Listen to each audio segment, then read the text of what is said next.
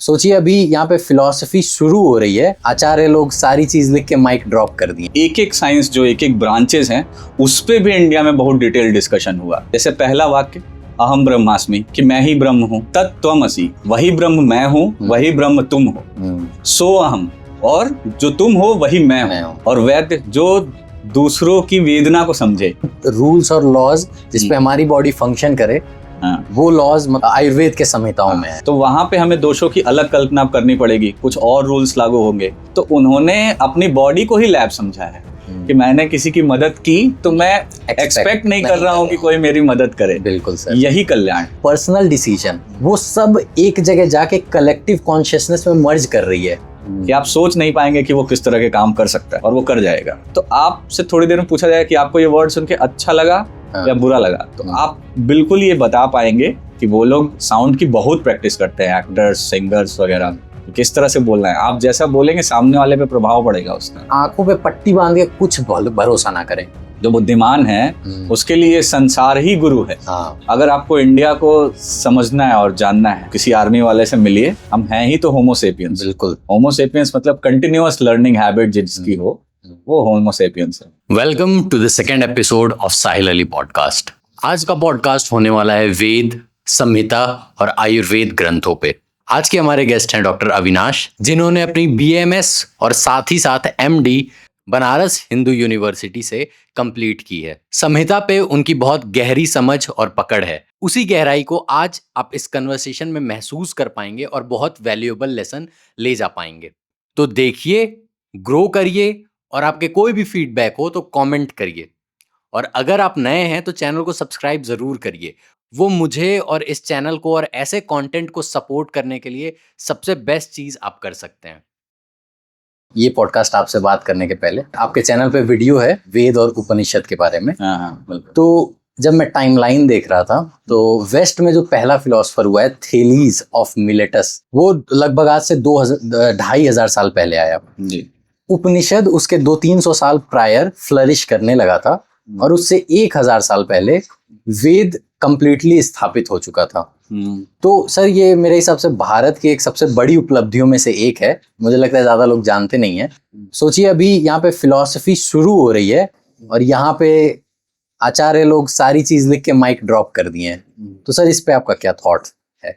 जो western philosophies हैं उससे पहले इंडिया में सारी चीजें एस्टेब्लिश हो गई थी, लेकिन जो सीक्वेंस है कि पहले, जैसे मैंने कि अपने पहले भी बातों में कहा है कि पहले के जो ग्रंथ लिखे गए वो मतलब सिद्धांतिक रूप से थे, बहुत ही शॉर्ट में और समरी फॉर्म में थे, लेकिन सिंपल लोगों तक पहुंचाने के लिए फिर वेद के बाद हमारे ब्राह्मण ग्रंथ हो गए, ठीक है, फिर उसके बाद हमारे आरण्यक ग्रंथ हो गए, फिर उपनिषद हो गए। एक्सप्लेनेशन बहुत होता रहा इंडिया में। ये भी चीज गौर करने वाली बात है कि सारे ही साइंस को समझने के बाद एक एक साइंस जो एक एक ब्रांचेस हैं उस पे भी इंडिया में बहुत डिटेल डिस्कशन हुआ। चाहे वो फिर अथर्ववेद से अपना आयुर्वेद निकला हो, या ज्योतिष विज्ञान निकला हो, या फिर सामवेद से संगीत निकला हो। तो ऐसे कई सारे फिलॉसफीज, चाहे आज जो हम लोग मॉडर्न में ज्योग्राफी पढ़ते हैं, भूगोल पढ़ते हैं, या अंतरिक्ष शास्त्र है, स्पेस साइंस पूरा अपना, तो वो सब भी ऑलरेडी वेद में लिखा हुआ था, पर उसके एक्सप्लेनेशन धीरे धीरे आते गए और हम लोग सामान्य लोगों को समझाने के लिए सारी चीजें विस्तृत रूप में आने लगी। फिर आप उसमें देखेंगे कि जब लोगों को हमने ये समझा कि ये सामान्य लोगों तक ये बात भी नहीं पहुंच पा रही है, तो फिर हमने उसे कहानियों के फॉर्म में लिखा, जो कि बनी रामायण, महाभारत। ये सब कहानी बाकी सारे वेदों को और उन सबको देख के और समझ के ही लिखी गई, ताकि सिंपल लोगों तक ये बात पहुंचाई जा सके। लेकिन अभी हमारी स्थिति ये हो गई है भारत में कि हम उन कहानियों को सिर्फ कहानियां ही समझते हैं, ये नहीं समझ पाते कि उन कहानियों से ऊपर धीरे धीरे हमें रेट्रोस्पेक्टिव फेज में जा करके हमें वेदों तक पहुंचना है और एक ब्रह्म तक पहुंचना है। हम बस उन कहानियों में उलझ के रह गए हैं। ये समझना होगा भारत को और आगे रिसर्च करना होगा। तो सर इसको आज भी बहुत बड़ी डिबेट होती है, बड़े बड़े शब्द बोले जाते हैं, एपिस्टेमोलॉजी, ऑन्टोलॉजी, मेटाफिजिक्स, तो ये सारी मतलब मिलती है वो करें। सर कोई एक रैंडम कोई लाइन आपको अगर उपनिषद की कोई याद आ रही हो तो ऐसे उपनिषद की लाइन जो आयुर्वेद से बहुत रिलेटेड चीज है, जो कि मैं क्लास में हमेशा डिस्कस करता हूँ, कि आयुर्वेद जो है वो एक साइकिल को कंप्लीट करता है जो वेदों में कहा गया है। जैसे पहला वाक्य अहम ब्रह्मास्मि, कि मैं ही ब्रह्म हूं, तत्त्वमसि, वही तुम हो, वही ब्रह्म मैं हूं, वही ब्रह्म तुम हो, सो अहम, और जो तुम हो वही मैं हूं। तो ये एक पूरा का पूरा साइकिल कंप्लीट होता है कि अगर आपको ब्रह्म को समझना है तो आप भी ब्रह्म है, सामने वाला भी ब्रह्म है। और यही चीज आयुर्वेद में भी लिखी हुई है कि आप अपने ही समान छोटे कीड़े चींटियां और इन सब को भी अपने समान समझिए। और ये अष्टांग हृदय सूत्र स्थान में ही लिखा हुआ है, जहां हम लोग सद्व्रत की बात करते हैं या सद्वृत की बात करते हैं, उसमें ये लिखा हुआ है। सर, वेद को अगर डिफाइन करना हो कैसे होते हैं और उसके क्लासिफिकेशन क्या क्या है? वेद जो शब्द है वो विद धातु से बना है, ज्ञान से। और हम लोग तो वैद्य हैं, वो भी सेम धातु से ही, विद से ही बना हुआ है। तो जो भी चीज जिस भी सोर्स से हमें ज्ञान प्राप्त हो रहा है वो सब ही वेद के अंदर इंक्लूडेड है। और वैद्य जो दूसरों की वेदना को समझे, और एक नया शब्द आ गया हमारे सामने, वेदना।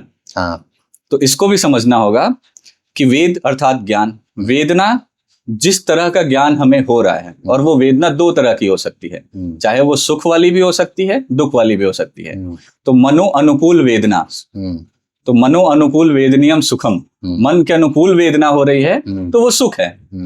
और मनो प्रतिकूल वेदनियम दुखम, मन के प्रतिकूल वेदना हो रही है तो वो दुख है। तो दोनों ही वेदना है, और हमें चिकित्सा वैद्य को दोनों ही तरह की करनी पड़ती है, सुख की भी और दुख की भी। फिर आप कहेंगे कि दुख की तो चिकित्सा सब करते हैं, सुख की चिकित्सा क्या होगी? पर आप उन्माद और अपस्मार जैसी व्याधियां देखेंगे, जहाँ पे जो मानसिक व्याधियां हैं, उसके कारण में सिर्फ दुख ही कारण नहीं है, सुख भी कारण है। क्योंकि सर्वप्रथम व्यक्ति जो है वो सुख की ही कामना करता है, और जिस सुख की वो कामना करता है अगर उसे वो नहीं प्राप्त होता है तब उसे दुख होता है। अर्थात बिना सुख की कामना किए दुख हो ही नहीं सकता है। तो उसकी भी हम चिकित्सा करते हैं कि वास्तविक सुख क्या है, जिसको हम लोग सत्या बुद्धि के थ्रू समझते हैं। अपने चरक संहिता में लिखा हुआ है कि वास्तविक सुख आपको समझना पड़ेगा कि क्या है। तो सर, जैसे वास्तविक सुख क्या है? वास्तविक सुख क्या है? समयोगम सुखाना। जो समयोग है वो सुख है। जैसे इंद्रियों का, हम लोग के अंदर आयुर्वेद में अगर आप की बुद्धि कैसे काम करती है या आप चीजों को कैसे परसीव करते हैं, इसके लिए श्लोक है, आत्मेन्द्रिय मनोअर्था नाम सन्निकर्षात् प्रवर्तते व्यक्ता तदात्व या बुद्धि प्रत्यक्ष सा निरुच्यते। तो आत्मा, हमारी जो सेंस ऑर्गन है, इंद्रियां, मन और उसके विषय, जो पांचों सेंस ऑर्गन के जो विषय हैं, ये जब एक साथ आते हैं उस समय बुद्धि जो व्यक्त करती है वही प्रत्यक्ष है। वही चीज हम देखते हैं, सुनते हैं। प्रत्यक्ष का अर्थ यहाँ पे पांचों इंद्रियों से है, सिर्फ देखने से नहीं है। अच्छा, पांचों की 11 पांचों ज्ञान इंद्रिय, अच्छा, ज्ञान इंद्रियों की बात कर रहे हैं, तो पांचों की। तो वहां पे फिर ये कहा गया है कि इनका जब समयोग होगा, मतलब हम जो देख रहे हैं कोई चीज, वो सही ठीक प्रकार से देख रहे हैं। अब ठीक प्रकार से देखने का अर्थ ये है कि आप बहुत नजदीक से नहीं देख रहे हैं, आप बहुत दूर से नहीं देख रहे हैं, या जो चीज नहीं देखने वाली है वो देख रहे हैं, या बहुत चमकीली चीज देख रहे हैं। तो ये देखने संबंधित हो गया। ऐसे सुनने से, स्पर्श करने से, सूंघने से, टेस्ट करने से, सभी का ही अतियोग, हीन योग और मिथ्या योग बताया गया है। तो वो दुख का कारण है। अतियोग, हीन योग और मिथ्या योग दुख का कारण है, और समयोग ही सुख का कारण है। सही वास्तविक सुख होगा। तो सर, फिर से वेद पे आते हैं। तो 3 शब्द आते हैं, वेद, वेदांत और उपनिषद। तो इन तीनों को थोड़ा बताइए क्या होता है, क्योंकि कई बार आपस में ये उलझ जाते हैं, समझ नहीं आता है। तो इसके क्लैरिटी के लिए कुछ बताइए। तो वेद के, जैसे मैंने बोले कि आपको स्तर थे 4, कि सबसे पहले वेद बने, उसके बाद उनको हम लोग संहिता ग्रंथ बोलते हैं। वेद के ही 4 भाग हैं। संहिता ग्रंथ हैं, उसके बाद ब्राह्मण ग्रंथ हैं, उसके बाद आरण्यक ग्रंथ है, और फिर उपनिषद। तो उपनिषद वेद से अलग नहीं है, उपनिषद वेद का ही भाग है। और उसी उपनिषद को, क्योंकि वो चौथा भाग है और अंतिम भाग है, इसीलिए उसी को वेदांत कहते हैं। यानी उपनिषद ही वेदांत है। तो उपनिषद और वेदांत एक तरह से वेद के ही भाग हो गए। चौथे और अंतिम भाग जो कि बहुत डिटेल में है, वही है। ये थोड़ा कंफ्यूजन दूर करेगा वेद, वेदांत और उपनिषद में। अब आते हैं आयुर्वेद। जैसे कि सर आप वैद्य हैं, तो आयुर्वेद पे आते हैं। आयुर्वेद की उत्पत्ति कैसे बताई गई है? ओरिजिन ऑफ आयुर्वेद कैसे है और क्या है, इसको थोड़ा एक्सप्लेन करें। आयुर्वेद वैसे तो उसको नित्य कहा गया है। नित्य अर्थात किसी चीज की आदि और अंत नहीं, शुरुआत और शुरुआत और अंत नहीं है। तो आयुर्वेद की शुरुआत भी नहीं है। उसका हम लोगों ने बस ये कह सकते हैं कि आयुर्वेद अवतरण आता है, कॉन्सेप्ट कि आयुर्वेद पृथ्वी पे कैसे आया, इसके कॉन्सेप्ट को एक्सप्लोर किया गया है। अब ये कहना कि आयुर्वेद नित्य है, पहले से था या नहीं था, इसको एक सिंपल एग्जांपल से समझते हैं कि क्या न्यूटन की ग्रेविटी खोजने से पहले ग्रेविटी नहीं थी? ग्रेविटी तो थी, ग्रेविटी डिस्कवर हुई, पर वो सिद्धांत या वो प्रिंसिपल्स तो ऑलरेडी एग्जिस्ट कर रहे थे। वैसे ही आयुर्वेद के प्रिंसिपल्स तो हमेशा से एग्जिस्ट करते हैं, बस हमें उसे ह्यूमन के लिए कैसे यूज करना है या और भी ऑर्गेनिज्म के लिए कैसे यूज करना है, बस ये समझने के लिए आयुर्वेद का अवतरण हुआ। तो आयुर्वेद अवतरण में सबसे पहले हम देखते हैं कि उसकी शुरुआत होती है ब्रह्मा जी से। कि ब्रह्मा जी से आयुर्वेद का अवतरण स्टार्ट हुआ। वहां पे भी श्लोक आता है ब्रह्मा स्मृत्वा, यानी कि ब्रह्मा जी ने स्मरण करके आयुर्वेद का ज्ञान दिया आगे। तो ब्रह्मा जी से आगे दक्ष प्रजापति से आगे ट्रांसफर हुआ ये अश्वनी कुमारों को, अश्वनी कुमार से भगवान इंद्र को, और इंद्र से भरद्वाज, और उसके बाद आत्रेय आदि महर्षियों को। ये समझने का कॉन्सेप्ट यहाँ पे ये है कि ब्रह्मा यानी कि पूरी की पूरी सृष्टि यानी यूनिवर्स।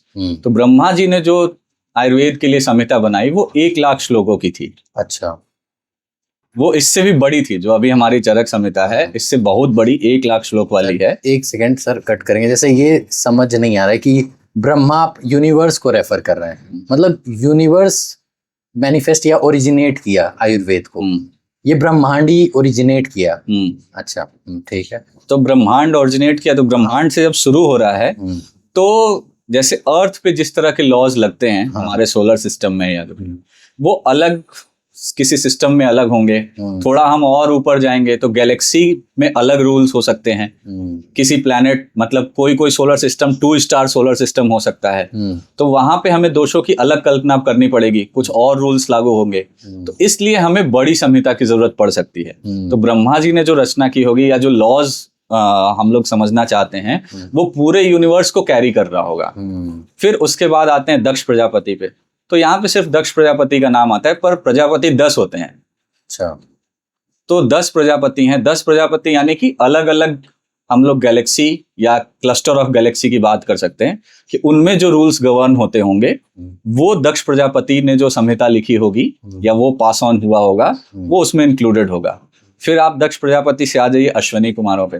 तो अश्वनी कुमार से यहाँ पे तात्पर्य है अश्वनी नक्षत्र से। अच्छा, तो अश्वनी नक्षत्र एक अलग से कॉन्स्टेलेशन है, स्टार्स का ग्रुप है। अच्छा, तो वो चीज जो कि अश्वनी नक्षत्र या उस स्टार्स के ग्रुप में जिसमें हमारा सोलर सिस्टम भी आए उसको इंक्लूड करता है। अच्छा, फिर वहां से रूल्स पे आइए अश्वनी कुमार से भगवान इंद्र पे, क्योंकि इंद्र जो है वो सिर्फ 9 ग्रहों को कंट्रोल करते हैं। इन 9 ग्रहों को जो हमारे सोलर सिस्टम है उसको कंट्रोल करते हैं, इसमें सूर्य मेन। तो ये अपने सोलर सिस्टम के लिए जितने रूल होंगे, अच्छा, वो सारे आएंगे अपने इंद्र तक। उसके बाद उसको पृथ्वी पे लाना था। तो जो सिर्फ अर्थ पे जिस तरह की सिचुएशन है और लाइफ की बात करते हैं हम, वो सिर्फ इस चरक संहिता में लिखी हुई। अच्छा, जो मतलब रूल्स और लॉज जिसपे हमारी बॉडी फंक्शन करे, बेस्ट शेप में रहे, वो लॉज मतलब चरक संहिता में इन जनरल आयुर्वेद के संहिताओं में है। जबकि इससे और वास्ट आयुर्वेद रहा होगा जो ऊपर की लीनिएज में है। अच्छा, वो फिल्टर आउट होके जितना हम लोग का यूज है उतना होगा बस। तो सर इससे हम लोग इमेजिन ये भी कर सकते हैं कि दूसरा भी यूनिवर्स होगा, दूसरा भी अर्थ हो सकता है। बिल्कुल बिल्कुल, वहां पे भी यही सेम रहा होगा और हो सकता है दोषों की कल्पना थोड़ी अलग करनी पड़ेगी, हो सकता है अलग करनी पड़ेगी। इसमें एक सिद्धांत को समझ लेते हैं, बीच में आ गया है तो, कि वात पित्त कफ जो त्रिदोष हैं अपने, वो इसीलिए हैं क्योंकि 3 ही चीज कंट्रोल करती हैं अर्थ पे होने वाली हर चेंज को। अच्छा, वो सन है, मून है और अपना एनवायरनमेंट है, एटमॉस्फेयर है। सन जिन चीजों को कंट्रोल करता है उसको हम लोगों ने पित्त के अंदर में इंक्लूड कर लिया है। अच्छा, मून जिन चीजों को कंट्रोल कर सकता है उसको कफ के अंदर में इंक्लूड कर लिया है, और अपना एटमॉस्फेयर जिनको कर सकता है उसको वात में रख लिया। अगर आप इमेजिन करिए कि 2 स्टार सोलर सिस्टम हो तो हमें 3 दोषों से बढ़ के 4 दोषों पे जाना पड़ सकता है, या हमारे अर्थ के आसपास 2 मून होते, ठीक है, जैसे मार्स में है, या फिर किसी और प्लेनेट में 3-4 मून है, तो हमें और 200 की कल्पना करनी पड़ती। सिर्फ 3-2 से काम नहीं चलता है। ओके, तो सर मतलब इस एग्जिस्टिंग स्पेस में जो हम लोग हैं, इसकी कल्पना ये है सर। ये बहुत इंटरेस्टिंग है कि मतलब ऐसे कहने को तो बहुत इजी होता है ये डिसरिगार्ड कर देना कि वात पित्त कफ मॉडर्न टाइम में, जैसे ही मैंने सुना था कि इसका मॉडर्न टाइम में बहुत ये आउटडेटेड हो चुका है, लेकिन अभी आपकी इस बात से लग रहा है कि मतलब ये ऑलरेडी बिल्ट इन है लॉ में। हाँ, ये ऑलरेडी नेचर में बिल्ट इन है नेचर। और सर एक बहुत अच्छी बात आप कहें कि जैसे कोई चीज फंक्शन कैसे कर रही है वो तो हमेशा से करती आई है, लेकिन उसको फिगर आउट करना, उसको समझाना ही साइंस है। और इस हिसाब से सर ये भी एक साइंस है और इसको लगता है वैलिडेशन या प्रूफ की मतलब जरूरत नहीं है। ये हमको लगता है कि लोगों को अपने लेवल पे उसको समझना और समझाना चाहिए, क्योंकि जैसे क्रिटिसिज्म करना बहुत आसान होता है, लेकिन मुझे ये लगता है क्रिटिसाइज करने के पहले आपको जानना चाहिए कि आप क्या पढ़े हैं, क्या आप उसको गो थ्रू किए हैं पेजेस, क्या आप उसको समझने की कोशिश किए हैं, क्योंकि सर बहुत इजी हो जाता है किसी चीज को डिसरिगार्ड कर देना। तो ये मतलब आपके बात से मेरे माइंड में ये आया था कि ये सर बहुत अच्छा है कि चीजें, अगर ये फैन ऐसे वर्क कर रहा है, कोई चीज वर्क कर रही है, उसमें एटम है, तो इसको ऑब्जर्व करके समझाना ही साइंस है। तो ये भी वही साइंस है जो कि बिल्ट इन था।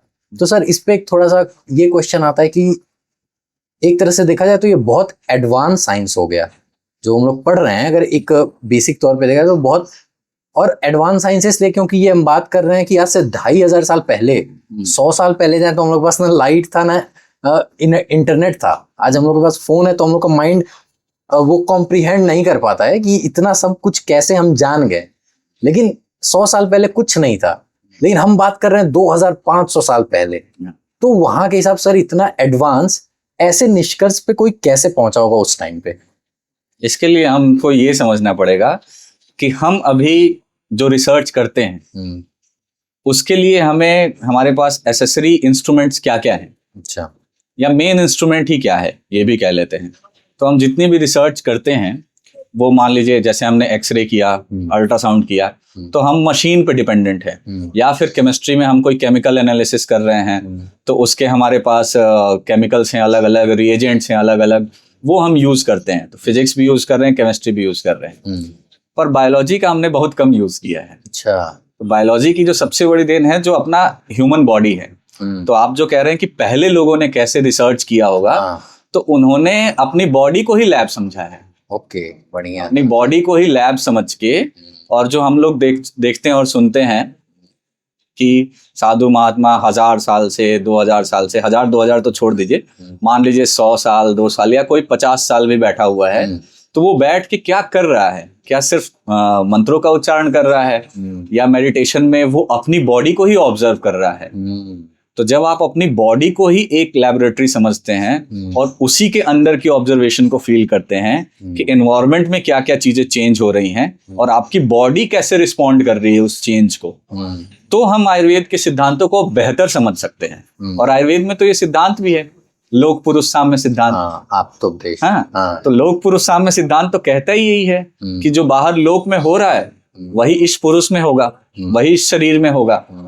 तो मुझे ऐसा लगता है कि जो कुछ भी एनवायरनमेंट में हो रहा था, जो हमारे इतने पूर्वज जो लोग ने भी रिसर्च किया, उन्होंने यही किया होगा कि चलो देखते हैं बाहर अगर बारिश का मौसम है या गर्मी का मौसम है तो बॉडी कैसे रिस्पॉन्ड कर रही है उसको, बॉडी में क्या चेंजेस आ रहे हैं, हमारे सांस लेने के पैटर्न में क्या चेंजेस आ रहे हैं, हमारे डाइजेशन में क्या चेंजेस आ रहे हैं, हमारे माइंड में, हमारे मन में क्या चेंजेस आ रहे हैं, क्या सीजन बदलने के समय बदलने में हमारी सोच में कोई चेंज आ रही है कि नहीं, या मॉर्निंग इवनिंग और डे टाइम में कोई चेंज आ रहा है कि नहीं, जिसको आप सर्केडियन रिदम कह लीजिए या सीजनल रिदम कह लीजिए। तो उन चीजों को उन्होंने ऑब्जर्व किया, और ऑब्जर्व करके लिखा, और फिर उसके बाद डिस्कशन भी हुआ, बहुत सारी चीजों पर डिस्कशन हुआ। तो अगर कॉमन कुछ चीज निकल के आ रही है तो हमने उसको सिद्धांत के रूप में स्थापित किया। मॉडर्न साइंस में भी तो ऐसा ही हो रहा है कि हमें अगर पता करना है कि न्यूक्लियस मतलब एटम के बीच में है, तो हमने प्रोटॉन रेज या अल्फा रेज उस पर बॉम्बार्डिंग की और रिफ्लेक्ट हुआ तो पता चला कि चलिए बीच में भाई पॉजिटिव चार्ज है।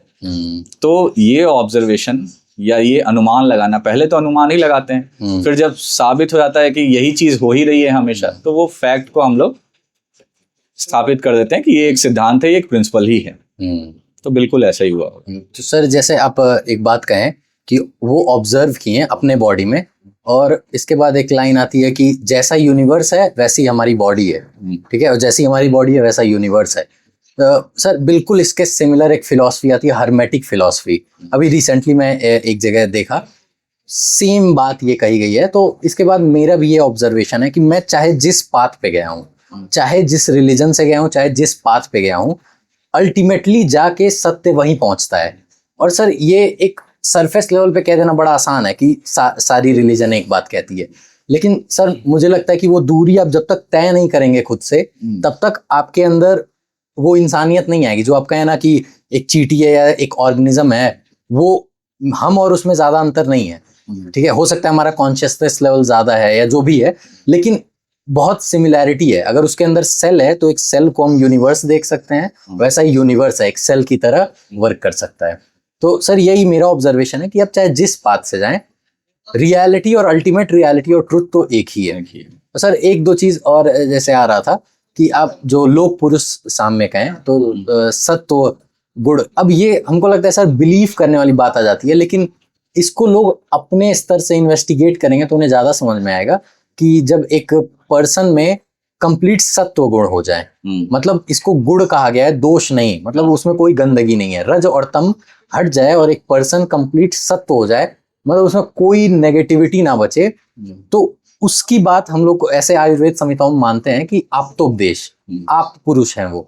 तो सर वो सत्व को एक बार समझ पाना कि अच्छा सत्व ये होता है, सत्व जो हो जाए उसको झूठ बोलने की जरूरत ही नहीं है। अगर कोई बुद्धत्व अचीव कर लिया तो उसको झूठ बोलने की जरूरत ही नहीं है। आप मानिए चाहे ना मानिए, वो आपकी पर्सनल चॉइस है, लेकिन पर्सनल लेवल पे इन्वेस्टिगेट करने पे ये बात मुझे तो पर्सनली बहुत सही लगी और ट्रू लगी कि अगर एक पर्सन कंप्लीटली सत्व हो जाता है तो उसमें कोई दोष बच ही नहीं गया, उसको किसी चीज से अटैचमेंट नहीं रह गया, तो वो जो बोलेगा अपने फायदे के लिए बोल नहीं रहा है, और जब कोई अपने फायदे के लिए नहीं बोल रहा है तो सत्य ही बोलेगा।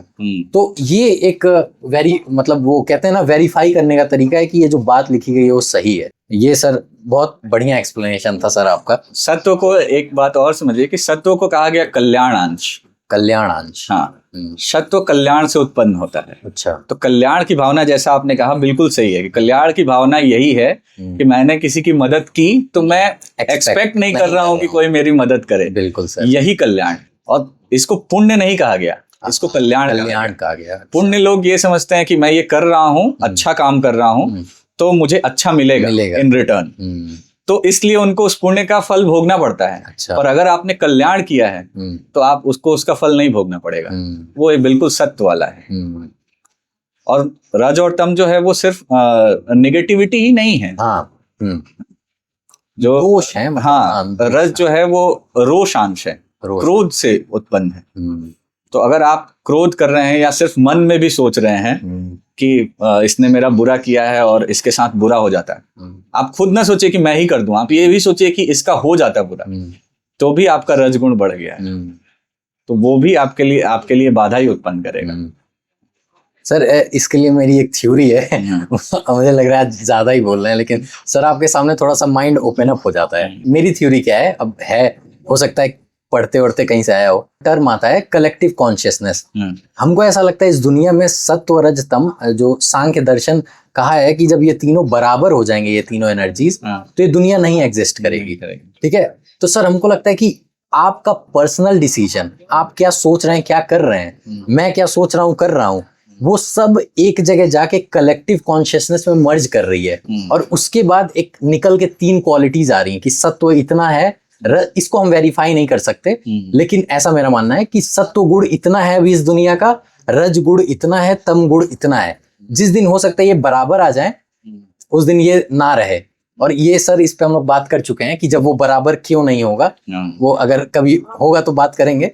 लेकिन सर यही है थ्योरी कि अगर ये तीनों, तो इससे सर सीख ये मिलती है ना, अगर मैं अपने पर्सनल लाइफ में हूँ तो अगर बगल में लड़ाई झगड़ा हो रहा है और फिर मैं सोच लूं या तो मान लीजिए दूसरे शहर में कुछ हो रहा है गलत काम, फिर अगर हम ये सोच लें कि यार मेरे करने से क्या होगा, लेकिन सर मेरे ये जानने के बाद मेरे अंदर ये आता है कि अगर मैं अपने लाइफ में मेरा जो काम है उसमें सही डिसीजन लेता हूँ, पॉजिटिव रहता हूँ, तो कहीं ना कहीं वो पॉइंट्स जाके एड अप हो रहे हैं मेरे से, आपसे, और इन सब से वो बैलेंस हो रहा है, और इसी की वजह से ये दुनिया चल रही है।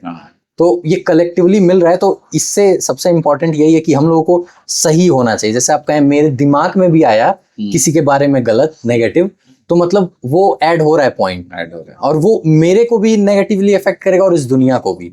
इसको हम लोग अगर आयुर्वेद में समझे कि क्या कहीं ऐसा डिस्कशन है, तो बिल्कुल है। जनपदो ध्वंस का चैप्टर आप जब देखेंगे चरक संहिता में, तो जनपदो ध्वंस मतलब ऑडियंस के लिए समझना कि पूरा का पूरा जनपद, जैसे अभी कोविड आया था, कि ऐसी बड़ी बीमारी कि पूरा का पूरा शहर या पूरा कंट्री या वर्ल्ड अफेक्टेड हो जाए।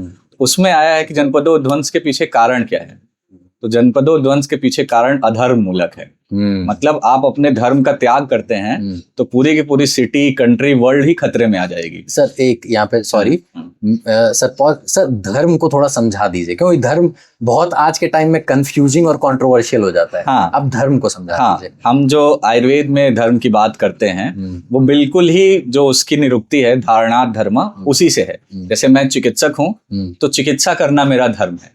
अगर मैं चिकित्सा में ये सोचूं, क्योंकि हम चिकित्सक हैं तो चिकित्सक की बात करेंगे, अगर मैं चिकित्सा में ये सोचूं कि मेरा जो एम है वो लोगों को ठीक करने के बजाय मेरा एम हो जाए कि मैं कितना ज्यादा से ज्यादा पैसा कमाऊं, हाँ, तो मैं अपने धर्म से भटक गया। ओके। और उसके लिए मैं गलत कदम उठाऊंगा, तो ये एक तरह से अधर्म हो गया। भले ही मैं कितना भी बड़ा, मतलब आप जो इसकी बात कर रहे हैं, जिसको लोग धर्म समझते हैं कि वो किस तरह के विचारों को फॉलो कर रहे हैं या क्या कर रहे हैं, ये धर्म नहीं है। हाँ, वो अलग तरह का धर्म हो गया। लेकिन यहाँ पे अगर जो हम लोग का प्रोफेशन है, हम अगर उसकी बात करें तो यहाँ पे धर्म, विद्यार्थी का धर्म है पढ़ना। अगर उसने ठीक से पढ़ाई नहीं की तो आगे जाके वो जिस भी प्रोफेशन में जाएगा वहां पे कोई ना कोई गलती करेगा, और उस गलती के कई खतरनाक परिणाम हो सकते हैं। एज ए डॉक्टर हम लोग ये देखते हैं कि जीवन, पेशेंट का जीवन हमारे हाथ में, अगर हम ठीक से रिस्पॉन्सिबल नहीं होंगे तो खतरा हो सकता है। ऐसे ही कोई इंजीनियर है, कोई आर्किटेक्ट है, हर तरह के प्रोफेशन है, तो उसको सही करना ही धर्म, अपने काम जो उसको दिया गया है। तो अगर ये अधर्म, तभी तो ये जनपदो ध्वंस का कारण बन रहा है। तभी तो ये जनपदो ध्वंस का कारण बन रहा है, क्योंकि सब लोग, जितने लोग हैं, चाहे वो पॉलिटिक्स से हो, चाहे एडमिनिस्ट्रेशन में हो, चाहे मेडिकल फील्ड में हो, वो ठीक से नहीं कर रहे हैं, इसीलिए लोग परेशान होंगे। परेशान होंगे तो कोई ना कोई गलती होगी जिसका खामियाजा सबको भुगतना पड़ेगा। तो कलेक्टिव रिस्पॉन्सिबिलिटी ये भी है। तो कलेक्टिव सोशल रिस्पॉन्सिबिलिटी होनी चाहिए। तो इसकी चिकित्सा भी वैसी ही आई है। अच्छा। इसकी चिकित्सा में बेस्ट चीजें जो लिखी हुई हैं वो आचार रसायन लिखी हुई है। आचार रसायन लिखी हुई, और आचार रसायन मतलब कि पूरा का पूरा एकदम ही प्रोफेशनल एथिकल कोड है जो आपको फॉलो करना। आचार रसायन समझा दिए, बहुत इंटरेस्टिंग टॉपिक है। आचार रसायन को सर समझा दीजिए। आचार रसायन बिल्कुल ये है कि आप किस तरह से बिहेव करते हैं, ठीक है, और उस बिहेवियर में सिर्फ आपका इंटरेक्शन ही नहीं आता है कि बाकी लोगों से आप कैसे इंटरेक्ट कर रहे हैं, आप पर्सनली अपने साथ भी कैसा इंटरेक्ट कर रहे हैं, वो भी है। तो शुरू ही होता है उसका श्लोक, मैं पूरा तो नहीं बोलूंगा, सत्यवादिनम अक्रोधम निर्वृत्तम मध्य मैथुनात्। मतलब आपको सत्य बोलना है। सबसे पहला तो स्टार्टिंग आचार रसायन में यही है, अक्रोधम, आपको क्रोध नहीं करना है, निवृत्त हो जाइए मध्य से, अल्कोहल से आपको दूर रहना है, क्योंकि अल्कोहल हमारे सोचने समझने के डिसीजन को हैम्पर करता है थोड़ा, एक्स्ट्रा जब होता है तो अति योग में। बाकी उसके बाद उसमें और भी लाइन आती है, क्षीर घृत आशनम, मतलब आपको दूध का, घृत का सेवन करना चाहिए सदैव। दूध घृत का इसलिए क्योंकि ये भी समझना जरूरी है, क्योंकि दूध हमें बचपन से थोड़ा साथ में होता है, बचपन से ही हम उसका सेवन करते हैं। और घृत जो है उसके कई रिसर्चेज आए हैं कि वो ब्लड ब्रेन बैरियर को क्रॉस कर सकता है। तो मन के लिए या ब्रेन के लिए घृत हम लोग काफी सारे फॉर्मुलेशन में यूज करते हैं, ब्राह्मी घृत हो गया, सरस्वती घृत हो गया, ऐसा यूज करते हैं। तो आचार रसायन में ये दोनों ही तरह की चीजें हैं। फिर सज्जनों का साथ, सज्जनों का साथ यहाँ मतलब कि आप जिस फील्ड से हैं, ठीक है, एक तो उनका साथ, वो भी सज्जन का साथ है, मतलब कि आपसे ज्यादा जानने वालों के साथ साथ आप ज्ञान का वर्धन करिए, और अगर किसी दूसरे फील्ड से भी है तो उसके एक्सपीरियंसेस को गेन करिए, ठीक है, उसको फॉलो करिए। जितने भी अच्छे विचारक हुए हैं जो आपको समझ में आ रहे हैं, अगर कोई नहीं समझ में आ रहा है तो अगर आप किसी बुक को फॉलो करते हैं जो आपको अच्छी लगती हैं तो उनका सतत अध्ययन, ये सारे ही हमारे आचार रसायन के अंदर में इंक्लूड होते हैं। मतलब हमारा व्यवहार भी, हमारा आहार भी। और ये कहा गया है कि जो भी आचार रसायन को फॉलो करेगा उसको रोग होने के चांसेस कम है, चाहे वो शारीरिक हो चाहे मानसिक हो। वो अगर कोई एक्स्ट्रा सप्लीमेंट भी नहीं लेता होगा तब भी आपने देखा होगा कि प्रवर सत्व वाला व्यक्ति जो होगा, जो जिसका बिहेवियर अच्छा होगा, वो ऐसे काम कर जाएगा जो कि मतलब आपको लगेगा कि ये इसके फिजिकल लिमिट में नहीं है या मेंटल लिमिट में नहीं है। तो उसका अलग ही अकल्पनीय प्रभाव बोला है कि आप सोच नहीं पाएंगे कि वो किस तरह के काम कर सकता है, और वो कर जाएगा। जितने भी बेस्ट, चाहे आप प्लेयर्स मान लीजिए, साइंटिस्ट मान लीजिए, एथलीट्स मान लीजिए, उन सब में आप ये क्वालिटी देखेंगे। जब वो एकदम ऑप्टिमम लेवल पे फंक्शन करते हैं तो वो अपनी कैपेसिटी से बहुत आगे कर जाते हैं। हाँ, बहुत बढ़िया सर कहें। जैसे आप कह रहे थे तो वही मेरे ध्यान में आ रहा था, जैसे एथलीट्स वगैरह या कोई भी जो आउट परफॉर्म कर रहा है या बहुत बढ़िया परफॉर्म कर रहा है, अब जैसे कहना बहुत इजी होता है लोगों के लिए कि मुझे सारी फैसिलिटीज मिल जाती तो मैं भी ऐसे जी लेता, लेकिन सर हमको नहीं लगता है कि सबके पास वो विल, वो स्ट्रेंथ होती है कि फॉर एग्जांपल अगर रोनाल्डो को ले लें तो वो जो डिसिप्लिन फॉलो करता है, डाइट फॉलो करता है, सबको अवेलेबल करा भी दिया जाए तो वो खुद को मूर्ख बना रहे हैं कि मैं कर लूंगा। लेकिन सर वो हम लोग एक दूसरे को मतलब सोसाइटी में जानते हैं कि वो सबके बस की नहीं होती है। तो सर ये आचार रसायन वाली क्वालिटीज ये डेफिनेटली लोगों में देखने को मिलती है। बढ़िया सर। आज 2026 में संहिता का और स्पेशली आयुर्वेद का, अभी तक हमको लग रहा है कि हम लोग आयुर्वेद से थोड़ा दूर बात कर रहे थे, लेकिन हम आयुर्वेद पे आते हैं कि क्या रोल है आज के दिन 2026 में आयुर्वेद संहिताओं का। ये इसके लिए मेरा ये मानना है कि आयुर्वेद को क्यों अभी ऐसा कहा जा रहा है कि ये अनसाइंटिफिक है। पहले इस बात को समझना होगा कि प्रॉब्लम कहाँ आ रही है। कि इवन कई सारे आयुर्वेदिक स्कॉलर्स भी हैं जो कि ये कहने में आता है कि नहीं ये साइंटिफिक नहीं है या एविडेंस बेस्ड नहीं है। ऐसा क्यों हो रहा है? इसलिए हो रहा है कि जिस तरह का हमारा करिकुलम है, आयुर्वेद स्टूडेंट कब पढ़ता है? जब 12th नीट पास करके आता है, बिल्कुल ही अलग बैकग्राउंड। उसने कभी भी पंच महाभूत, त्रिदोष, इस तरह के शब्द ही नहीं सुने होते। कॉन्सेप्ट समझना तो दूर की बात है, उन्होंने ये शब्द ही नहीं सुने हैं कभी कि त्रिदोष जैसा, वात पित्त कफ जैसा कुछ होता है, महाभूत जैसा। करिकुलम में ऐसे समाज में सुनने को आ गया, वो अलग बात है। करिकुलम में कहीं उसका कंटेक्स्ट नहीं आता। थोड़ी बहुत एनसीईआरटी में एटम के ओरिजिन में पंच महाभूत वगैरह का नाम है, हाँ, लेकिन मतलब बिल्कुल 1-2 लाइन मिलेगी आपको, इससे ज्यादा बहुत नहीं डिटेल मिलेगी। शायद सर हमको लगा 2025 में अभी रिसेंट ईयर्स में चैप्टर्स ऐड हुए हैं आयुर्वेद के 12th तो में as a optional subject include हुआ है आयुर्वेद। नहीं सर, 4th 5th क्लास में, अगर मैं मिस्टेक नहीं कर रहा हूँ तो मैं फैक्ट चेक बाद में कर लूंगा। तो सर वो अब ऐड हुआ है सिलेबस में, कुछ चैप्टर्स, 1-2 चैप्टर्स है, तो आप वही उसी की तरफ पॉइंट उसी की तरफ पॉइंट करना चाह रहे हैं कि अगर ये थोड़ा बहुत इंक्लूड होता हमारे सिलेबस में तो हमारा जो यूथ है या जो बचपन से हम लोग जो पढ़ते आ रहे हैं वो इस पे और गहराई में सोच पाता है। जब तक हम एकोमोडेट करते हैं कि ये महाभूत और त्रिदोष क्या है या धातुएं क्या हैं, तब तक हम फाइनल ईयर तक पहुंच गए होते हैं इस चीज को एकोमोडेट करने में ही। तो संहिता का रोल यहीं पर आता है कि हमें थोड़ा बहुत इंट्रोडक्शन, जैसे आपने कहा कि अगर इंक्लूड हो गया है प्राइमरी एजुकेशन में, तो अगर इंक्लूड हो गया है तो बहुत बेहतर है, नहीं हुआ है तो उसे इंक्लूड करना चाहिए प्राइमरी एजुकेशन में ही, कि थोड़ा बहुत संहिताओं का नाम आए, थोड़े बहुत उसके फंडामेंटल्स 1-8 चैप्टर्स में इंक्लूड किए जाएं कि ऐसे भी इंडियन साइंस में है, तो बच्चा बचपन से ही उसके बारे में समझने की कोशिश करेगा। एक तो ये हो गया कि हम उसे किस लेवल पे इंक्लूड कर सकते हैं। अब बात है कि संहिता को पढ़ने के बाद जो आयुर्वेदिक स्टूडेंट्स हैं वो किस लेवल पे यूज करें। क्या होता है कि विषय अलग अलग डिपार्टमेंट में बढ़ गया है इस समय, तो कनेक्टिविटी खो देते हैं। संहिता पढ़ने का इंपॉर्टेंस यही है कि उसमें एक कनेक्टिविटी बनी रहती है। अगर किसी ने कोई टेक्स्ट लिखा है तो उसे बहुत ही स्ट्रक्चर्ड वे में लिखेगा। और संहिता का मतलब ही यही हुआ कि एक स्ट्रक्चर्ड टेक्स्ट जिसमें प्रीवियस चैप्टर और नेक्स्ट चैप्टर में कोई कनेक्शन हो। कनेक्शन हो। तो आप चरक संहिता देखेंगे तो हर चैप्टर में नेक्स्ट चैप्टर से कोई ना कोई कनेक्शन होता है, मतलब आप कनेक्टिविटी में ही पढ़ेंगे उसको। वो भले ही नेक्स्ट चैप्टर होगा लेकिन बात जो कंटिन्यू हो रही होगी प्रीवियस चैप्टर में वही कैरी ऑन होगी नई थीम के साथ।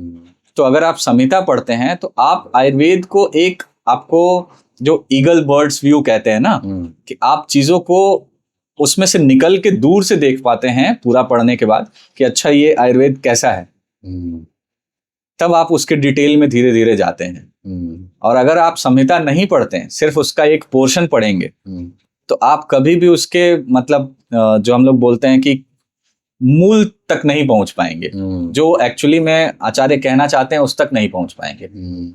और आपको इंटरेस्ट भी नहीं आएगा आयुर्वेद ऐसे पढ़ने में बीच बीच से टुकड़ों में।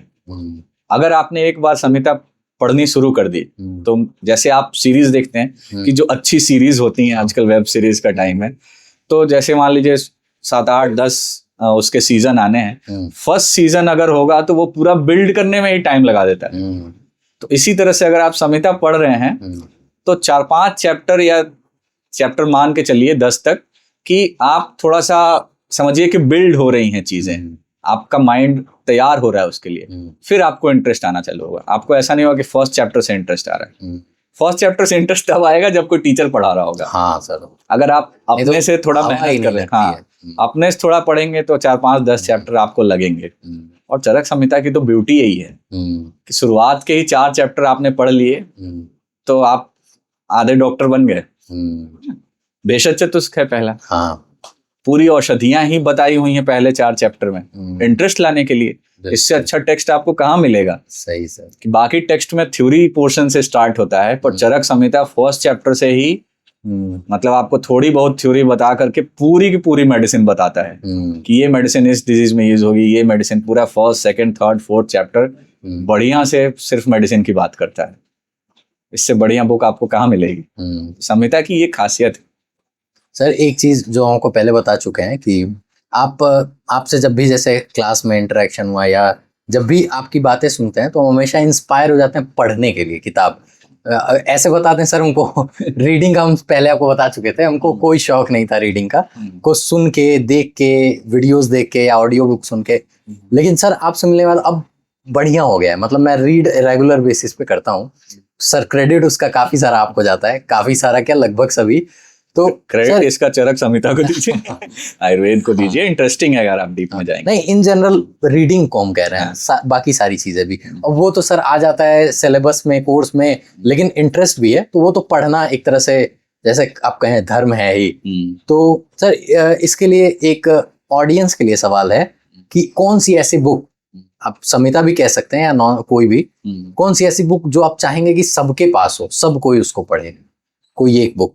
बिल्कुल, जैसा हम लोग बात करते हैं कि मतलब हमारे पास गीता या इस तरह की जो भी धार्मिक किताबें हमेशा होती हैं चर्चा, पर अगर आपको स्वस्थ रहना है, स्वस्थ मतलब सिर्फ आहार विहार से रिलेटेड नहीं कि सिर्फ आप क्या खाना है, क्या बीमारी है, ये नहीं, लाइफ भी किस तरह से जीनी है, ये भी आयुर्वेद में बहुत अच्छा डिस्कस। सबको चरक संहिता तो रखनी ही चाहिए। चरक संहिता रखनी चाहिए।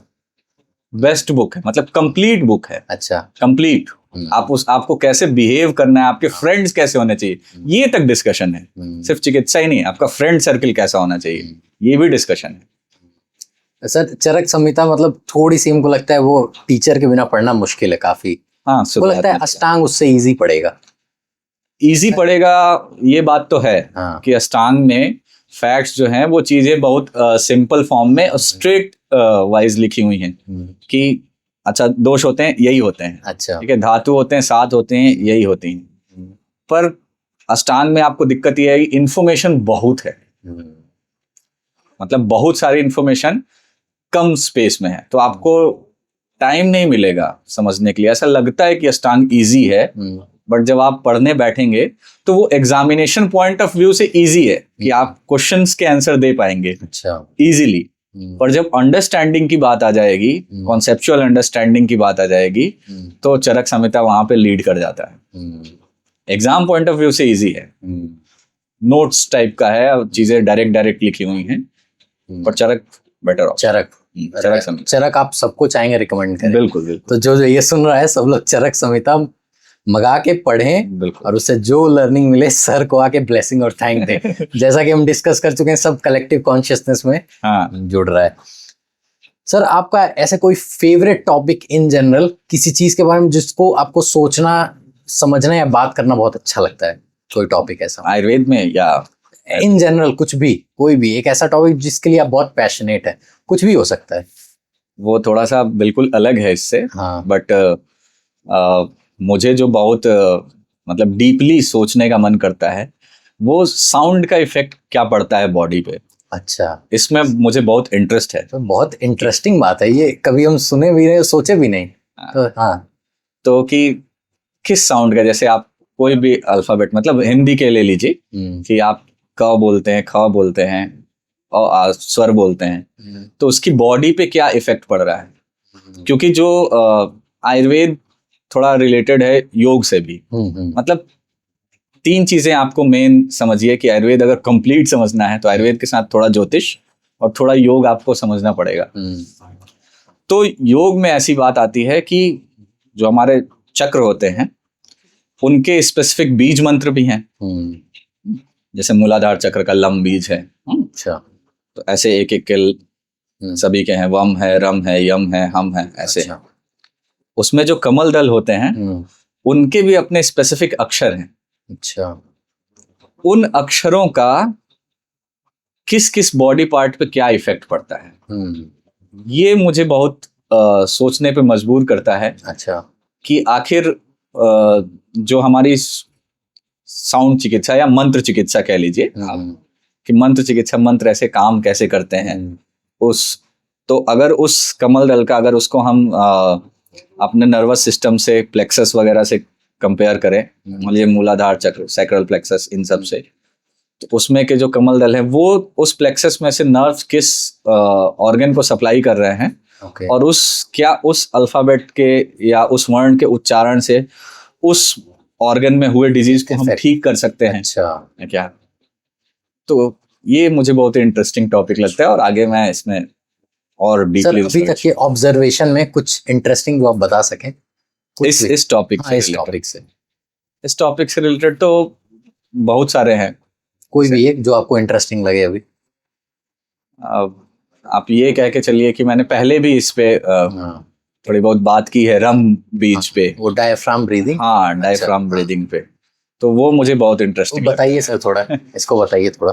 हाँ, इसमें ये है कि जो अपना मणिपुर चक्र है वो अग्नि महाभूत का स्थान है, तो उसका बीज मंत्र है रम। तो रम शब्द का जब हम उच्चारण करते हैं तो हमारे बॉडी में अग्नि बढ़ने लगती है और बैलेंस होने लगती है, एक तरह से कहिए। तो उससे क्या होता है कि हमारा डाइजेशन इंप्रूव होता है, और जब डाइजेशन इंप्रूव होगा तो आयुर्वेद में कहा गया कि सारे ही जितने ही डिजीज हैं वो सब मंदाग्नि से होते हैं। हमारा अगर डाइजेशन गड़बड़ाया तो डिजीज बहुत सारे हो सकते हैं, हमको पॉसिबिलिटी बहुत है, और अगर डाइजेशन ठीक हो गया तो most of the disease cure हो जाती हैं। तो अगर रम बीज का आप जाप करते हैं तो आपका डाइजेशन इंप्रूव होगा। इसीलिए जो नाम जप वगैरह में रम बीज से राम शब्द बना हुआ है, रम से आप राधा शब्द बना हुआ, तो इन्हीं सब नाम का ज्यादा जप करने को बोलते हैं। तो ऐसा नहीं कि सिर्फ भगवान से एसोसिएटेड है, वो भी है, बट उसका बॉडी पे क्या इफेक्ट पड़ रहा है। इसीलिए आप देखे होंगे हर व्यक्ति के नाम सुन के आपको अंदर लगेगा कि उस व्यक्ति का सिर्फ आप नाम सुनिए, आप उसे बिल्कुल नहीं जानते। आपको कोई भी शब्द आपको एक बोलेंगे तो आपसे थोड़ी देर में पूछा जाएगा कि आपको ये वर्ड सुन के अच्छा लगा या बुरा लगा, तो आप बिल्कुल ये बता पाएंगे कि हाँ थोड़ा ठीक फील हो रहा है या अच्छा फील हो रहा है या नहीं हो रहा है। तो बॉडी रिएक्ट करती है हर साउंड पे। अच्छा, तो वो रम बीज के साथ भी बाकी सारे ही वर्ण बिल्कुल इसी तरह से हैं अपने पास। चाहे आप ओम को ले लीजिए, तो अपने संस्कृत में, संस्कृत के विद्यार्थी जो है आयुर्वेद में फर्स्ट ईयर में संस्कृत भी पढ़ाया जाता है, पढ़े हैं, तो उसमें बिल्कुल ये समझना जरूरी होगा कि उनके उच्चारण स्थान पढ़ते हैं हम लोग, कहाँ से बोलना है, कहाँ से बोल रहे हैं, कहाँ से उच्चारण, तभी उसका इफेक्ट जो आप कह रहे थे साउंड इफेक्ट, हाँ वही आएगा, तभी वही आएगा। तो ये भी समझना जरूरी है कि उसमें जैसे स्वर ही हैं, तो स्वर को आप 18 टाइप से बोल सकते हैं। अ को उदात्त, अनुदात्त और स्वरित। हम्म, कि आप कंठ से बोल रहे हैं तो कंठ में भी ऊपरी भाग से उसका प्रोनाउंसिएशन कर सकते हैं, बीच में से और नीचे से। अच्छा। ऊपर से करते हैं तो उदात्त, उसी कंठ के निचले भाग से अनुदात्त, बीच में से करते हैं तो स्वरित। आपने मंत्र पढ़ते देखे होंगे, वेद मंत्र जो होते हैं उसमें तो इसके सिंबल भी बने होते हैं। अगर वो हाथ ऊपर उठाते हैं मतलब उदात्त, नीचे करते हैं मतलब अनुदात्त, ऐसे करते हैं मतलब स्वरित।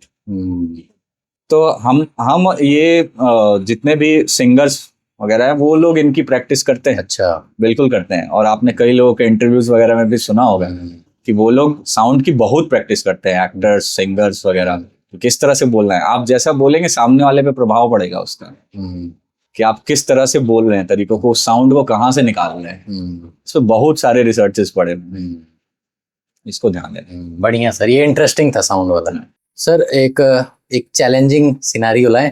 हाँ सर, जैसे आप बताएं कि साउंड का क्या इफेक्ट होता है बॉडी पे, तो ये थोड़ा बहुत हमको फंसता है, लेकिन एक मेरी one of the favourite philosophy है आदि शंकराचार्य की अद्वैत वेदांत। सिंपली ये है कि मतलब सब कुछ एक ही है। अद्वैत मतलब कुछ दो नहीं है, पूरा संसार एक है। मैं आप एक हैं, मैं टेबल एक है, मैं सूर्य एक है, मतलब कोई अंतर है ही नहीं। तो सर अब ये आ जाता है, जब सब कुछ सेम ही है तो फिर ये जो द्वैत तो आ जाता है। जैसे हम सुनने के लिए, साउंड के इफेक्ट को जानने के लिए एक श्रोता होना चाहिए और एक स्रोत होना चाहिए। तो चैलेंजिंग क्वेश्चन यही था सर, अल्टीमेटली तो सब एक है, रियलिटी एक है और अद्वैत मतलब जैसा बताएं। तो सर ये बहुत कॉन्ट्राडिक्टरी है, इसको कैसे आप बताएंगे, कैसे एक्सप्लेन करेंगे? अद्वैत का जो सिद्धांत है उसमें आपको ये समझना पड़ेगा कि आप किस नजरिए से देख रहे हैं उसको। ठीक है, अगर जैसा आपने बोला कि एक श्रोता है और एक सुनने वाला है, ठीक है, तो जो अद्वैत में सिद्धांत बोलते हैं कि जो ब्रह्म है, मतलब अगर आप आदि शंकराचार्य की बात करें तो वहां पे ब्रह्म को ही एक माना, ब्रह्म से अलग कुछ नहीं। ब्रह्म ने ही वो माया क्रिएट की है। मतलब वो जो सुनने वाला है, ठीक है, और जो साउंड है, ये दोनों ही उसी के क्रिएशन। तो यहाँ पे अलग होने की बात ही नहीं हुई। वो जो कुछ भी चीजें क्रिएट हो रही हैं वो उसी के अंदर क्रिएट हो रही हैं। वो जो एक एंटिटी है, एक एंटिटी है, उसी ने ये क्रिएट किया हुआ है, उसकी जगह दूसरा कोई एंटिटी नहीं है। जैसे ब्रह्म और माया को अलग नहीं देखना है। ब्रह्म ने ही वो माया क्रिएट की, मतलब वो माया ब्रह्म के ही अंदर है। तो फिर अलग कैसे हुई? मतलब वो माया ही जो है उसके कण कण में ही ब्रह्म है, हर जगह पे अवेलेबल है। या कहिए कि हर जगह पे माया के अंदर ब्रह्म समझने से बेटर ऑप्शन है कि ब्रह्म के अंदर ही वो माया है। ठीक है, जैसे हम हैं, ठीक है, मैं एक टीचर भी हूँ, मैं एक स्टूडेंट भी हूँ अपने गुरुओं के लिए, मैं एक फादर भी हूँ, मैं एक सन भी हूँ। ठीक है, तो ये द्वैत वाली आपको चीजें लग रही होंगी, पर एक्चुअली में क्या है? एक्चुअली में तो मैं ही हूँ, मैं ही हूँ।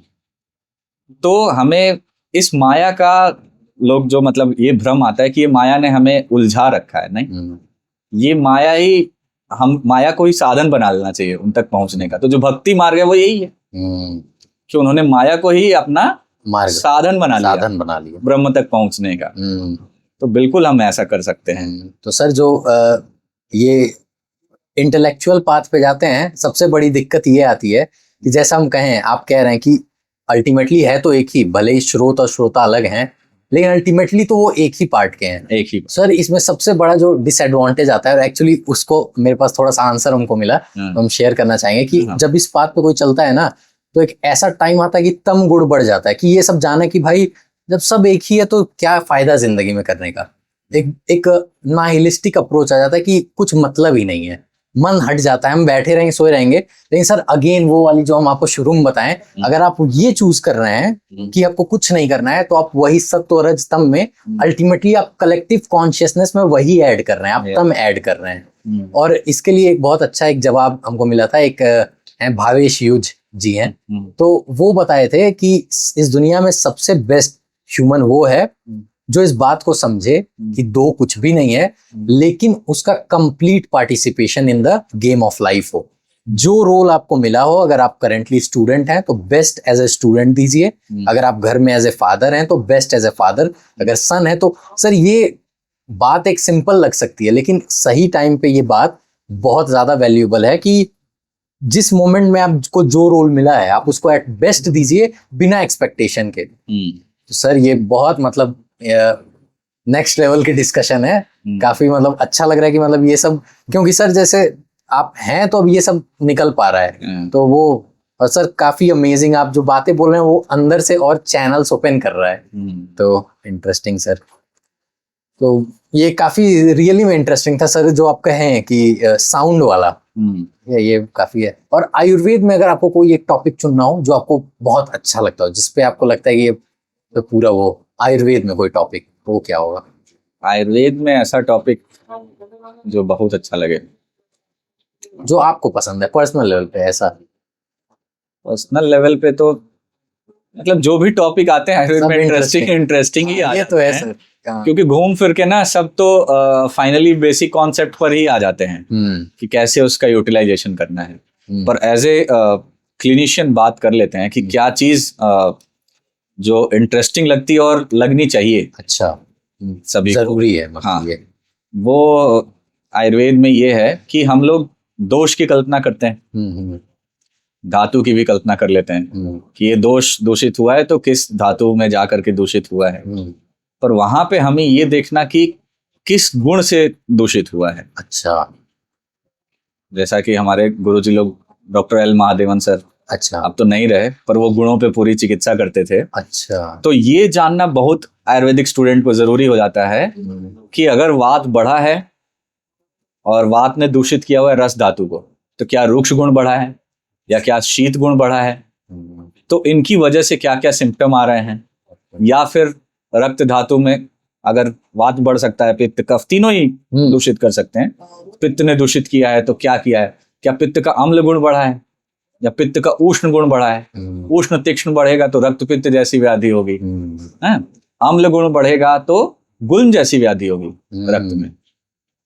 तो ये भी बहुत इंटरेस्टिंग है कि अगर आप गुणों को समझिए तो आपके लिए चिकित्सा करना बड़ा इजी हो जाता है, क्योंकि आप अपोजिट गुण वाले द्रव्यों का यूज करिए उन औषधियों का, तो चिकित्सा थोड़ी सिंपल हो जाती है। ये बहुत कॉम्प्लिकेटेड चीज, अंशांश कल्पना बोलते हैं इसको आयुर्वेद में, लेकिन फिर भी ये बहुत इंपॉर्टेंट है। अगर आप ये कर पा रहे हैं तो ट्रीटमेंट थोड़ा आसान हो जाता है, वरना आपके पास प्रोबेबिलिटी बहुत हो जाती है कि अगर आपको वात का शमन करना है तो आपके पास मधुर, अम्ल, लवण तीनों ऑप्शन है, लेकिन आपको कब मधुर का यूज करता है, कब लवण का यूज करना है, कब अम्ल का यूज करना है। तो अगर वात का अभिषंध हुआ है, कफ ने उसके मार्ग को अवरुद्ध कर रखा है, तो आप लवण रस की तरफ जाइए, पर अगर वात का मार्ग प्रतिलोम हो गया है तो उसका अनुलोमन करने के लिए आप अम्ल रस की तरफ जाइए। रुक्ष आदि गुण बढ़ा है तो स्निग्ध रस सबसे मधुर है, आप उसकी तरफ जाइए। ये चीज सोच के और उसकी चिकित्सा करना, ये आयुर्वेद में बहुत इंटरेस्टिंग। सही, बहुत वैल्यूएबल बात कहे हैं ये। ऐसे मेरे जहाँ तक याद आ रहा है, आप एक बार और बता चुके हैं लेकिन ये स्लिप कर गया था, लेकिन ये रियलाइज हो रहा है कितनी इंपॉर्टेंट बात है। अगर इस चीज को ध्यान दिया जाए तो मतलब सहायता भी होगी और इसके साथ रिजल्ट भी अच्छा आएगा। अभी एक बात आ रही है, वो अभी कह दे रहे हैं, आज ऐसा लग रहा है हम भी उतना ही बोल रहे हैं, तो अगर सॉरी अगर कोई वो नहीं बढ़िया है, अच्छा है sir. It's two way discussion ही होना चाहिए। वन वे चीजें चलती है तो ऐसा लगता है कि क्लास, और मेरी क्लास भी कभी ऐसी नहीं होती है सर, बिल्कुल कि वन वे डिस्कशन हो। मैं बिल्कुल एंटिसिपेट करता हूँ कि आप बोलें, तभी तो आयुर्वेद आगे बढ़ेगा और सर माइंड खुलेगा। अगर क्वेश्चंस आते हैं, जितने ज्यादा क्वेश्चंस आएंगे, अब आप सोचिए चरक संहिता में मतलब ऐसे स्टूडेंट तो आजकल हैं ही नहीं। जैसे अपने आचार्य अग्निवेश रहे हैं, उन्होंने अपने गुरुजी से, आत्रेय जी से जितने तरह के क्वेश्चन पूछे, आज के स्टूडेंट्स पूछते ही नहीं है, पूरी संहिता क्वेश्चंस पूछते ही नहीं है। उन्होंने इतने सारे क्वेश्चन पूछे हैं हर चैप्टर में, कभी कभी अगर सेटिस्फाई नहीं हुए तो दोबारा पूछा है उसको कि नहीं मुझे बताइए कि ये कैसे हुआ। तो अगर ऐसा क्वेश्चन आंसर रहता है, इसीलिए मैं कह रहा हूँ कि संहिता इसीलिए इम्पोर्टेंट है कि आप ये भी तरीका समझिए कि स्टूडेंट को किस तरह से क्वेश्चन पुटअप करना चाहिए और कौन कौन से क्वेश्चन पुटअप करने चाहिए। अगर आप नहीं कर पा रहे हैं तो अग्निवेश जी ने तो किया ही बिल्कुल वहां पे, तो आप इससे माइंड खुलता है तो आप बिल्कुल पूछ सकते हैं। जैसे आप कहें क्वेश्चन करना सच में बहुत पसंद है, और उसका फायदा ये हुआ है कि बहुत सारे आंसर मिले हैं आपसे भी और पूरी दुनिया से ही। ऑब्जर्व करके बहुत आंसर मिला है, और सिंपल रीजन है क्वेश्चन से। तो मेरा ये है ना कि ये सब बातें जो आज हम लोग मेजॉरिटी डिस्कस किए, इसको बहुत इजी है एक चुटकी में रिजेक्ट कर देना, ये तो हवाई बात है। लेकिन सर मेरा ये मानना है कि इसके तह तक जाके वही क्वेश्चन करके मैं ये चाहता हूँ कि हर कोई इंडिविजुअल लेवल पे वेरीफाई करने। और मेरा सर एक ये चीज है, मेरा जो सबसे फेवरेट टॉपिक होगा, मेरा सबसे ज्यादा अगेंस्ट मैं उसी टॉपिक के रहूंगा। मतलब सबसे ज्यादा क्वेश्चन उसी के अगेंस्ट रहेगा, क्योंकि सर हम बार बार उसको अटैक करेंगे तो उसकी जो कंप्लीट गुणवत्ता है, क्वालिटी है, उस टॉपिक की समझ में आएगी। फिर मतलब मेरा मेन एम ये है ना कि मैं आंखों पे पट्टी बांध के कुछ भरोसा ना करें, दुनिया वेरीफाई करे ना करे, हम पर्सनल लेवल पे उस चीज को वेरीफाई करें। तो सर ये मेरा है कि इतने क्वेश्चन करते हैं उस चीज के। कई बार ऐसा हुआ है मेरे साथ कि हमको कोई टॉपिक इतना पसंद है, जैसे मान लिया कोई कुछ पढ़ा रहा है, लेकिन हम उसके इतना अगेंस्ट क्वेश्चन करेंगे कि लोगों को ये परसेप्शन आता है कि भाई ये गड़बड़ है, ये मानने को तैयार नहीं है क्योंकि इसको ये पसंद नहीं है। लेकिन एक्चुअली बिल्कुल उल्टा होता है सर, उनको वो इतना पसंद होता है कि हम उस पर उतना ही क्वेश्चन करते हैं। मुझे इस पे मतलब एक बात याद आ रही है, बताइए सर। कि जैसे आपने देखा होगा कि आपके पास धागे हैं, हाँ, धागे अगर उलझ जाएं, गांठे पड़ जाएं उसमें, ठीक है, तो आपको खोलने के लिए किस तरह की उंगलियां चाहिए? मतलब नॉर्मल कोमल सॉफ्ट वाली? नहीं। अच्छा, वो उंगलियां सबसे बेस्ट काम करती हैं जिसमें नाखून बड़े होते हैं। अच्छा, महीन होगा। आप कुरेदेंगे जितना, उतनी गांठे खोलने के चांसेस बढ़ जाते हैं। अच्छा, जितने शार्प आपके नाखून होंगे, मतलब आपका जितना माइंड शार्प होगा, जितना आप क्वेश्चन करेंगे, उलझेंगे, उतना जल्दी आप गांठ खोल पाएंगे। अगर वो कोमल है, ब्लंट एंड है, तो आप जल्दी गांठें नहीं खोल पाएंगे। तो इस तरह से अगर कोई गुत्थी उलझी हुई है तो आपको माइंड शार्प रखना चाहिए और बार बार उस पर अटैक करना चाहिए। जैसे आपने कहा, बार बार उस पर नाखून लगाइए, बार बार उसको कुरेदिए, तब जाके आपका माइंड खुद ब खुद आंसर दे सकता है, या आपको बाहर से वो आंसर समझ में आ सकता है। जैसे आपने कहा कि आप बाकी दुनिया से सीखते हैं, आयुर्वेद में लिखा हुआ है जो बुद्धिमान है उसके लिए संसार ही गुरु है, और जिसके पास जो अज्ञानी है उसके लिए संसार दुश्मन है। तो आप पे डिपेंड करता है कि आप संसार को अपना गुरु बनाना चाहते हैं या दुश्मन। एक ह्यूमन बीइंग के शेप करने में लाइफ में आप जो भी जैसे भी आज हैं, बिल्कुल बढ़िया ही है अपने परफेक्ट शेप कंडीशन में सर। तो ये शेप कहीं ना कहीं बचपन से करता है, तो कैसा था आपका बचपन? कुछ अपने बचपन के थ्रू ले जाइए। बचपन में बिल्कुल मैं 5-5.5 साल की एज में अपने घर से दूर अपने नाना जी के पास चला गया पढ़ने। अच्छा, मतलब मेरी एजुकेशन स्टार्ट ही हुई अपने घर से दूर। तो नाना जी आर्मी में थे, तो प्रॉपरली एकदम डिसिप्लिन्ड लाइफ, योग वगैरह, फिजिकल एक्सरसाइजेस, और जो भी कुछ मैं हूँ एक्चुअली आज अपने नाना जी की वजह से हूँ। अच्छा। अब वो इस दुनिया में नहीं रहे, पर मतलब उनकी ब्लेसिंग्स, उनके थॉट्स, वो सब मुझे मतलब इवन नींद में भी कभी कभी आते रहते हैं, और वो मुझे गाइड करते रहते हैं हमेशा।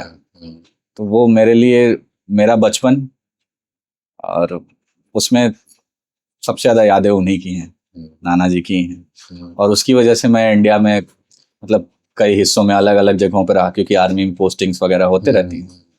तो झांसी में, अमृतसर बॉर्डर पे भी, हिमाचल में, सिकंदराबाद, मतलब इंडिया के कई अलग अलग रीजन्स में रहा, वहाँ के लोगों के साथ। क्योंकि आर्मी मतलब मुझे सबसे ज़्यादा फैसिनेट करती हैं। मैं जाना भी चाहता था बट किन्हीं कारणवश नहीं गया आर्मी में। बट ये है कि अगर आपको इंडिया को समझना है और जानना है तो आर्मी बेस्ट है। आप किसी आर्मी वाले से मिलिए, उनसे बात करिए, वो आपको बताएंगे कि एक्चुअली में इंडिया क्या है। तो वो मैंने बचपन से देखा है, इसलिए मुझे अपना भारत कैसे कहाँ के लोग हैं, वहाँ के अलग अलग कल्चर्स, तो बचपन से मैंने, आपने बोला ना बचपन से शेप करता है वो।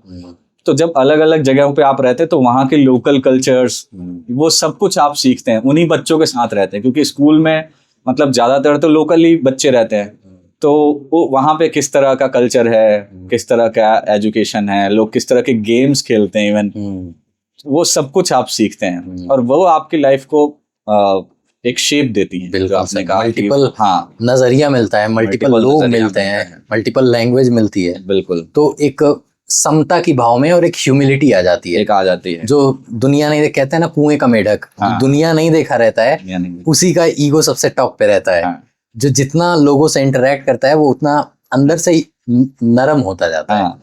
तो और मैं जब एक जगह से दूसरी जगह जाता था तो दूसरे स्कूल में मान लो एडमिशन हुआ, तो मान लो जैसे मैं यूपी से पंजाब गया, तो पंजाब में वो लोग फिगर आउट कर लेते थे कि आप यूपी से हैं। अच्छा, फिर जब मैं पंजाब से मान लो हिमाचल गया तो वो वहाँ कहेंगे कि अरे आप पंजाब से हैं क्या। फिर जब मैं वापस अपने बिहार आया, यूपी आया, इधर आया, तो वो लोग मुझे मोस्टली मतलब वो लोग अब फिगर आउट ही नहीं कर पाते हैं अच्छा कि मैं एक्चुअली मैं कहाँ से हूँ, कि मैं बिहार से हूँ, यूपी से हूँ।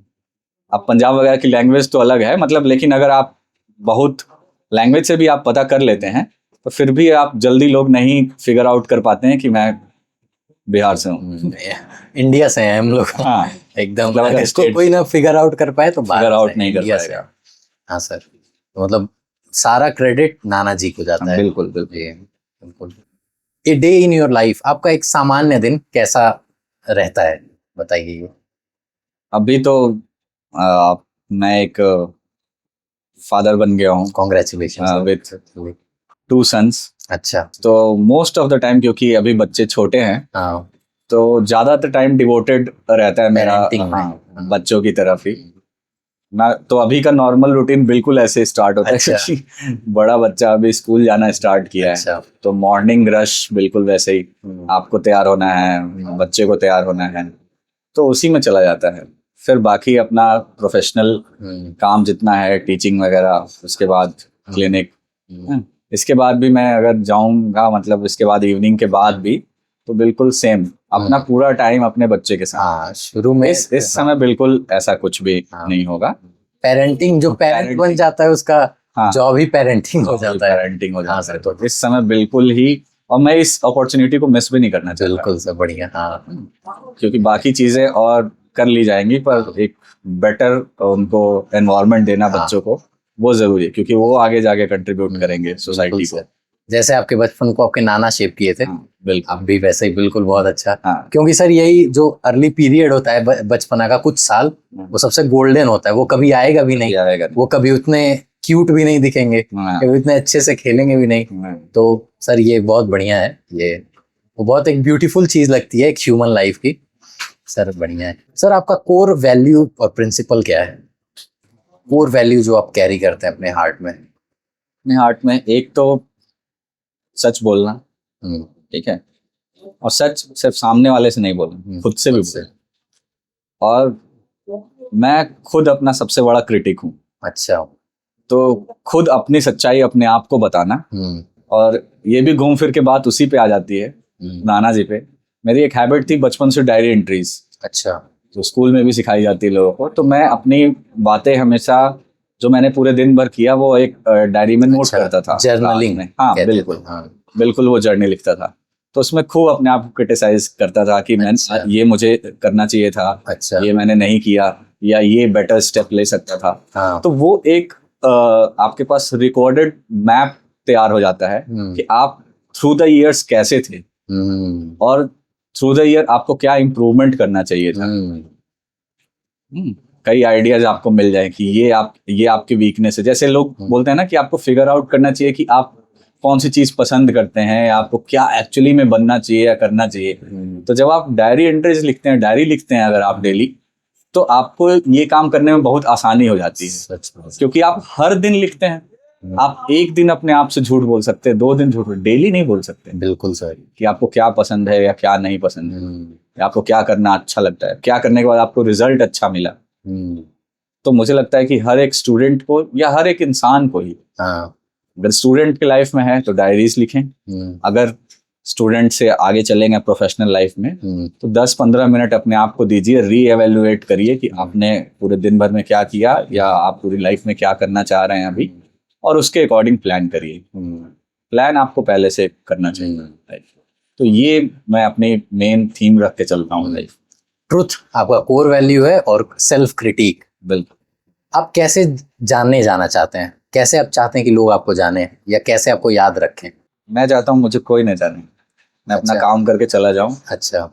और वही बेस्ट तरीका है।